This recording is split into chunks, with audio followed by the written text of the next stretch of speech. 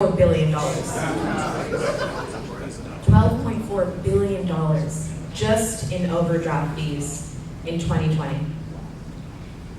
Of those $12.4 billion, $11.8 billion was charged to people considered to be financially vulnerable, which is defined by a household that's struggling to spend, save, and plan. And who are the people paying these fees? Black households were 2 times more likely to overdraft than their white counterparts, and Latino households were 1.5 times more likely to overdraft when compared with their white counterparts. Now let's shift gears for a moment. Let's talk about business loans. According to a Federal Reserve report, in 2020, Black and Latino-owned businesses were less than half as likely to be fully approved for a loan application when compared with their white counterparts. And we all know that loan packages have specifics and details that can impact the outcome, sure. But this statistic holds true even when all applicants were categorized as low credit risk. So even when all things were equal, Black and Latino business owners are still less than half as likely to get approved for the same loan. And when they are approved, they're approved for lower amounts and at higher rates. And when you turn to home loans, we all know the history of redlining, but even today, these patterns hold.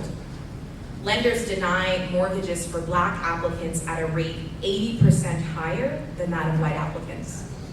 And again, even when controlling for financial profiles, a Black or Latino homebuyer is more likely to be denied than their white counterpart. Now, I wanted to bring you to each of these places so that we can truly contextualize the issue that we're talking about here. At first, it might seem like it's about race, and it is, because everything is about race. But I hope that you'll also notice that every one of these issues is also connected to a banking system that is systemically exasperating issues of inequality in our society. Our banking system as an institution is built on and uplifts the corrosive, racist, deeply inequitable practices and ideals that plague our communities every single day. We all accept this as normal because we fundamentally understand that banks are here to make money, right? And we don't question this relentless pursuit because that's what banks do. They maximize profit. They don't concern themselves with anything that's left in their wake. And in the end, that's okay because it's about money. But what happens when there's public money involved? Is there space? Is there opportunity? Is there responsibility to leverage public dollars in a way that seeks out to solve all of those issues that the banking world simply can't care to be concerned about? Each year, New York moves tens of billions of publicly held or controlled dollars through the financial system. So think the general fund, think pension funds, think reserve funds, etc. And each year, these tens of billions of dollars get moved through the biggest banks on Wall Street. Think Bank of America, JP Morgan Chase. These banks then go on to finance projects like private prisons, fossil fuel industry expansion, among other pretty destructive policies. When you couple this with the banking practices that amount to systemic redlining of low-income communities and communities of color, it becomes pretty clear that public dollars are being used almost as a weapon against the people that they're meant to serve. As we work to continue to rebuild from this pandemic, New York has an opportunity to rewrite this story by establishing public banking. Public banking is just what it sounds like. It's when a public government institution establishes a publicly governed and controlled bank. But what makes public banking special is that it establishes banks with a unique charge. While traditional banking institutions chase dollars as their bottom line, public banks have a double bottom line because they also have the mission of public good written into their charters. Public good can show itself in many ways, depending on the community that you're talking about. In New York City, it could mean tackling the affordable housing crisis by financing projects, housing projects that have affordability levels that traditional banks and housing developers will just pass up because the profit margins aren't high enough.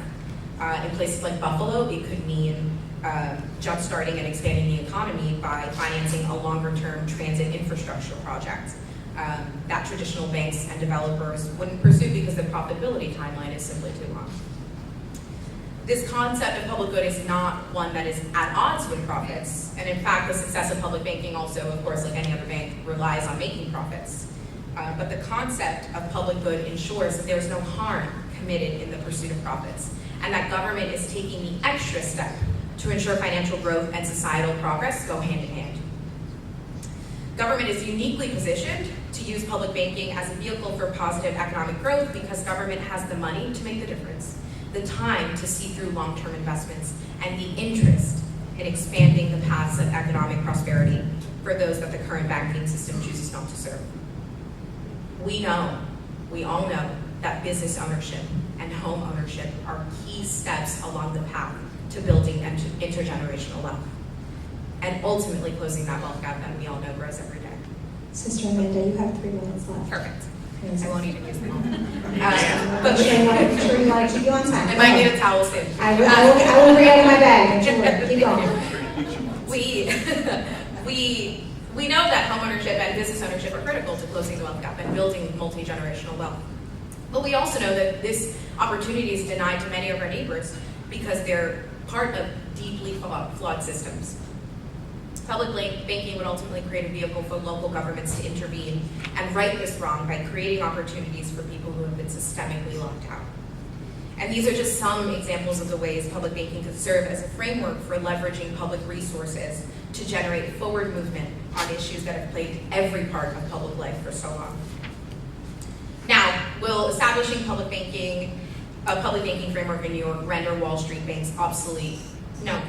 But by creating viable alternative access points to capital and financing, we'd be standing to invite the Bank of Americas and JP Morgan Chases of the world to examine their own banking practices.